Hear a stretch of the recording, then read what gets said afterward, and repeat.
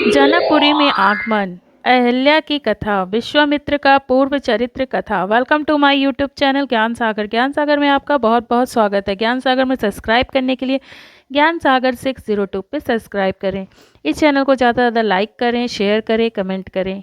अगर वीडियो पसंद आती है तो हमें कमेंट कर बॉक्स में कमेंट करके बताएं। इस चैनल पर सिर्फ आध्यात्मिक पौराणिक कथाएँ आपके सामने प्रस्तुत होगी। तो चलिए जानते हैं जनकपुरी में आगमन। जनकपुरी में आगमन। दूसरे दिन ऋषि विश्वामित्र ने अपनी मंडली के साथ प्रातःकाल ही जनकपुरी के लिए प्रस्थान किया। चलते चलते वे विशाला नगरी में पहुँचे। इस भव्य नगरी में सुंदर मंदिर और विशाल अटलिकियाएँ शोभनाएँ हो रही थीं। वहाँ की बड़ी बड़ी दुकानें अमूल्य आभूषणों को धारण किए हुए स्त्री पुरुष आदि नगर की संपन्नता का परिचय दे रहे थे। चौड़ी चौड़ी और साफ सुथरी सड़कों को देखकर ज्ञात होता था कि नगर के रख रखाव और व्यवस्था बहुत ही सुंदर और प्रशंसनीय है। विशाला नगरी को पार करके वे सभी मिथिलापुरी पहुँचे। उन्होंने देखा कि नगर के बाहर सुरम्य प्रदेश में एक मनोहर यज्ञशाला का निर्माण किया गया था और वहाँ पर विभिन्न प्रांतों से आए हुए वेद पाठी ब्राह्मण मधुर ध्वनि में वेद मंत्रों का संस्वर पाठ कर रहे थे। शोभा युक्त यज्ञ मंडप अत्यंत आकर्षक था, जिसे देखकर राम ने कहा, हे गुरुदेव, इस यज्ञशाला की छटा मेरे मन को मोह रही है और विद्वान ब्राह्मणों के आनंददायक मंत्रोच्चार को सुनकर मैं पुलकित हो रहा हूँ। कृपा करके इस यज्ञ मंडप के समीप ही हम लोगों के ठहरने की व्यवस्था करें, ताकि वेद मंत्रों की ध्वनि हमारे मन मानस को निरंतर पवित्र करती रहे। राम जी के ऐसा कहते ही जब राजा जनक को सूचना मिली कि ऋषि विश्वामित्र अपनी शिष्यों और अन्य ऋषि मुनियों के साथ जनकपुरी में पधारे हैं, तो उनके दर्शन के लिए वे राजपुरोहित सतानंद को लेकर यज्ञशाला पहुँचे। पाद अर्घ आदि से विश्वामित्र जी का पूजन करके राजा जनक बोले, हे महर्षि, अपने यहाँ पधार कर और दर्शन देकर हम लोगों को कृतार्थ कर दिया है। आपकी चरण धूलि से यह मिथिला नगरी पवित्र हो गई है। फिर राम और लक्ष्मण की ओर देखकर बोले, हे मुनिवर, आपके साथ ये परम तेजस्वी सिंह श्रावण जैसे अनुपम सौंदर्यशाली दोनों कुमार कौन हैं? इनकी वीरतापूर्ण आकृति देखकर प्रतीत होता है मानो ये किसी राजकुल के दीपक हैं। ऐसे सुंदर सुदर्शन कुमारों की उपस्थिति से यह यज्ञशाला वैसी ही शोभा युक्त हो गई है, जैसे प्रातःकाल भगवान भुवन भास्कर के उदय होने पर प्राची दिशा सौंदर्य से परिपूर्ण हो जाती है। कृपा करके अवगत कराइए कि ये कौन हैं, कहाँ से आए हैं, इनके पिता और कुल का नाम क्या है। इस पर ऋषि विश्वामित्र ने राजा जनक से कहा, हे राजन, ये दोनों बालक वास्तव में राजकुमार हैं। ये अयोध्या नरेश सूर्यवंशी राजा दशरथ के पुत्र रामचंद्र और लक्ष्मण हैं। ये दोनों बड़े वीर और पराक्रमी हैं। इन्होंने सुबाहु ताड़का आदि के साथ घोर युद्ध करके उनका नाश किया है। मारीच जैसे महाबली राक्षस को तो राम के ने एक ही बाण से 100 योजन दूर समुद्र में फेंक दिया। अपने यज्ञ की रक्षा के लिए मैं इन्हें अयोध्यापति राजा दशरथ से मांग कर लाया था। मैंने इन्हें नाना प्रकार के अस्त्र शस्त्र की शिक्षा प्रदान की है। इनके प्रयत्नों से मेरा यज्ञ निर्विघ्न और तथा सफलतापूर्वक सफल हो गया। अपने शुद्ध व्यवहार, विनम्र विनम्रता एवं सौंदर्य से इन्होंने आश्रम में रहने वाले समस्त ऋषि मुनियों का मन मोह लिया है। आपके इस महान धनुष यज्ञ का उत्सव दिखाने के लिए मैं इन्हें यहाँ लाया हूँ। इस वृतांत को सुनकर राजा जनक बहुत प्रसन्न हुए और उन सबके ठहरने के लिए यथोचित व्यवस्था कर दिया। अहल्या की कथा। प्रातःकाल राम और लक्ष्मण ऋषि विश्वामित्र के साथ मिथिलापुरी के वन उपवन आदि देखने के लिए निकले। एक उपवन में उन्होंने एक निर्जन स्थान देखा। राम बोले, गुरुदेव, यह स्थान देखने में तो आश्रम जैसा दिखाई देता है, किंतु क्या कारण है कि यहाँ कोई ऋषि या मुनि दृष्टिगोचर नहीं हो रहे हैं। इस पर विश्वामित्र जी ने कहा, यह स्थान कभी महात्मा गौतम का आश्रम था। वे अपनी पत्नी अहिल्या के साथ यहाँ रहकर तपस्या करते थे। एक दिन गौतम ऋषि की अनुपस्थिति में इंद्र ने गौतम के वेश में आकर अहिल्या से प्रणय याचना की। यद्यपि अहिल्या ने इंद्र को पहचान लिया था, तो भी यह सोचकर कि मैं इतनी सौंदर्यशाली हूँ कि देवराज इंद्र स्वयं मुझसे प्रणय याचन कर रहे हैं, अपनी स्वीकृति दे दी। जब इंद्र अपने लोक लौट रहे थे, तभी अपने आश्रम को वापस आते हुए गौतम ऋषि की दृष्टि इंद्र पर पड़ी। उस समय इंद्र उन्हीं का वेश धारण किए हुए था। तत्काल वे सब कुछ समझ गए और उन्होंने इंद्र को शाप दे दिया। इसके बाद उन्होंने अपनी पत्नी को शाप दे दिया कि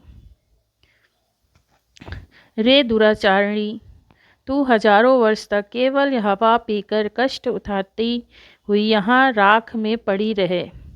जब राम इस वन में प्रवेश करेंगे, तभी उनकी कृपा से तेरा उद्धार होगा। तभी तू अपना पूर्व शरीर धारण करके मेरे पास आ सकेगी।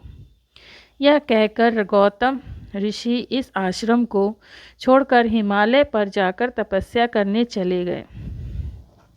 अतः हे राम, अब तुम आश्रम के अंदर जाकर अहिल्या का उद्धार करो।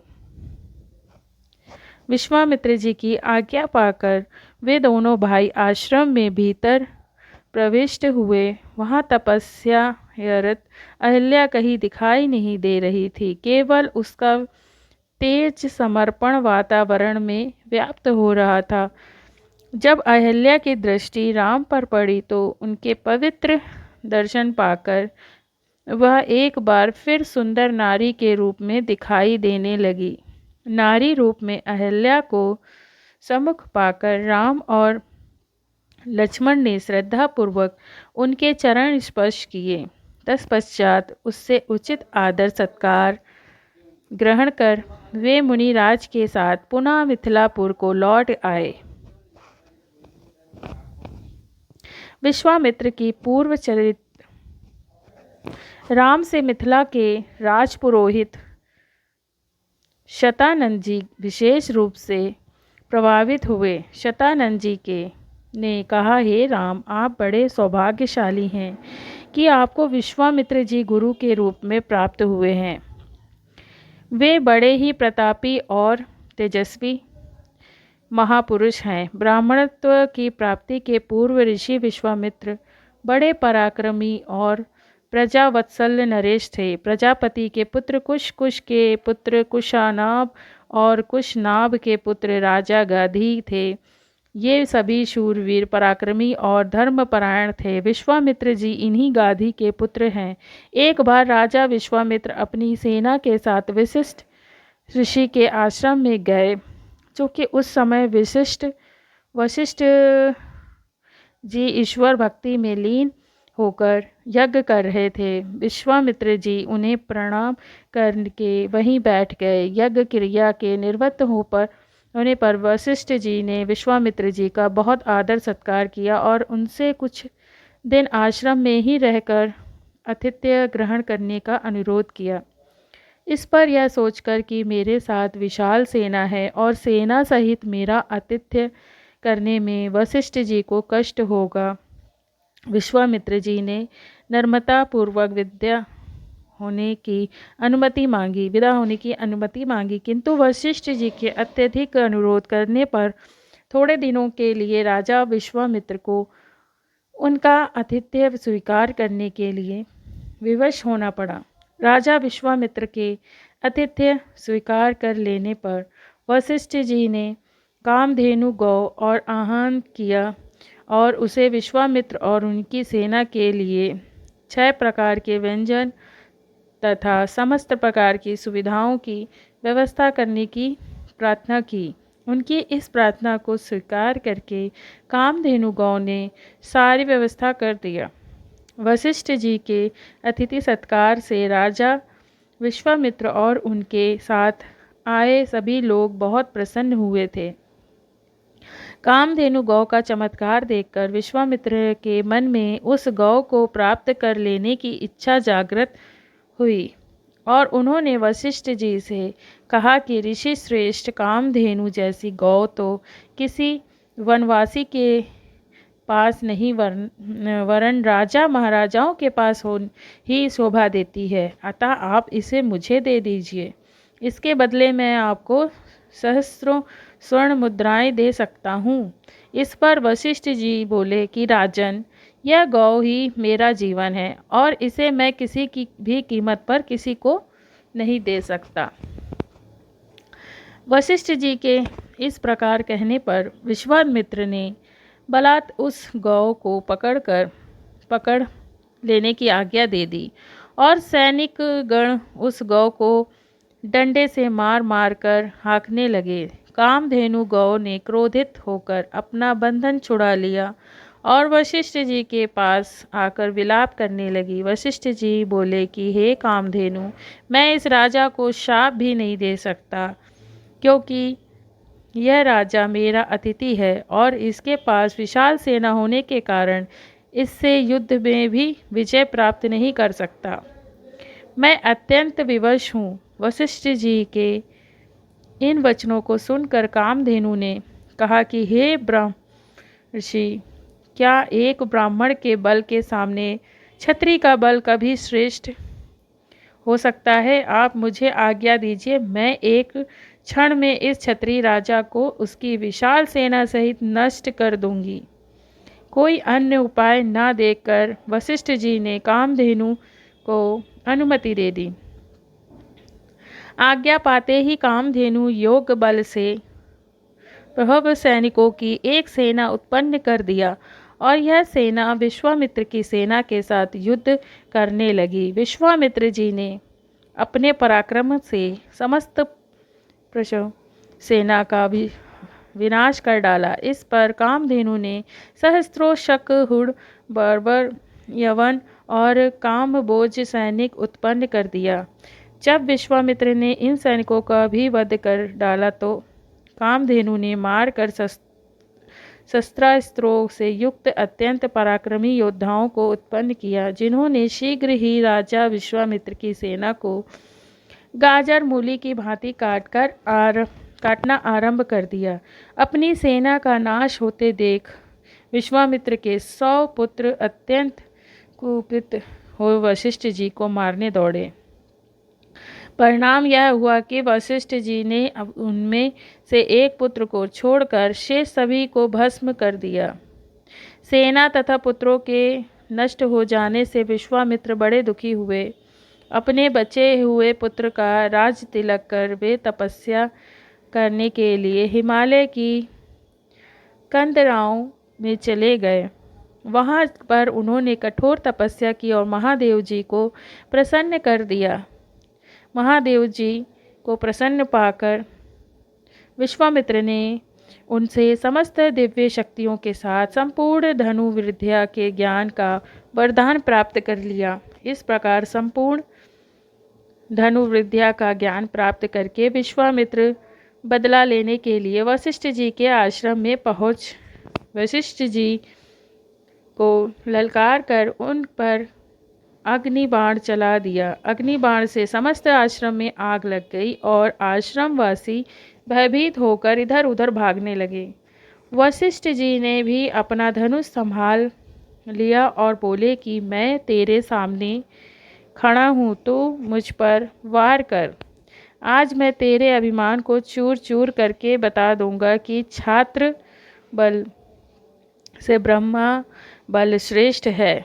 कुद्र होकर विश्वामित्र ने एक के बाद एक आग्नेयास्त्र, वरुणास्त्र, रुद्रास्त्र, इंद्रास्त्र और पशुपस्त्रास्त्र एक साथ छोड़ा, जिन्हें वशिष्ठ जी ने अपने मारक अस्त्रों से मार्ग में ही नष्ट कर दिया। इस पर विश्वामित्र ने और भी अधिक क्रोधित होकर मानव मोहन, गंधर्व, जुभाड़, दारण, वज्र, ब्रह्मपाश, कालपाश, वरुणपाश, पिनाक, दंड, पैशाच, क्रोच, धर्मचक्र, कालचक्र, विष्णुचक्र, वायव्य मंथन, कंकाल, मुसल, विधारधर, कालास्त्र आदि सभी अस्त्रों का प्रयोग कर डाला। वशिष्ठ जी ने इन सबको नष्ट करके ब्रह्म छोड़ने के लिए जब अपना धनुष उठाया तो सब देव, किन्नर आदि भयभीत हो गए, किंतु वशिष्ठ जी तो उस पर अत्यंत क्रुद्ध हो रहे थे। उन्होंने ब्रह्मास्त्र छोड़ ही दिया। ब्रह्मास्त्र के भयंकर ज्योति और गगन भेदी नाद से सारा संसार पीड़ा से तड़पने लगा। सब ऋषि मुनि उनसे प्रार्थना करने लगे कि अपने विश्वामित्र को परास्त कर दिया है, अब आप ब्रह्मास्त्र से उत्पन्न हुई ज्वाला को शांत करें। इस प्रार्थना से द्रवित होकर उन्होंने ब्रह्मास्त्र को वापस बुलाया और मंत्रों से उसे शांत किया। पराजित होकर विश्वामित्र मणि ही सर्प की भांति पृथ्वी पर बैठ गए और सोचने लगे कि निसंदेह छात्र बल से ब्रह्म बल ही श्रेष्ठ है। अब मैं तपस्या करके ब्राह्मण की पदवी और उसका तेज प्राप्त करूंगा। इस प्रकार विचार करके वे अपनी पत्नी सहित दक्षिण दिशा की ओर चल दिए। उन्होंने तपस्या करते हुए अन्न का त्याग कर केवल फलों पर जीवन यापन करना आरंभ कर दिया। उनकी तपस्या से प्रसन्न होकर ब्रह्मा जी ने उन्हें राजर्षि का प्रदान किया। इस पद को प्राप्त करके भी यह सोचकर कि ब्रह्मा जी ने मुझे केवल राजर्षि का ही पद दिया, महर्षि, देवर्षि आदि का नहीं, वे दुखी हुए। वे विचार करने लगे कि मेरा तपस्या अब भी अपूर्ण है, मुझे एक बार फिर से घोर तपस्या करना चाहिए। ये कथा आपको कैसी लगी? अगर कथा अच्छी लगी हो तो हमारे चैनल को लाइक, शेयर, कमेंट करना ना भूलें और ज़ोर से बोलिए जय श्री राम। राम कथाएं आपको कैसी लगती हैं? चैनल पे कमेंट करके ज़रूर बताएं।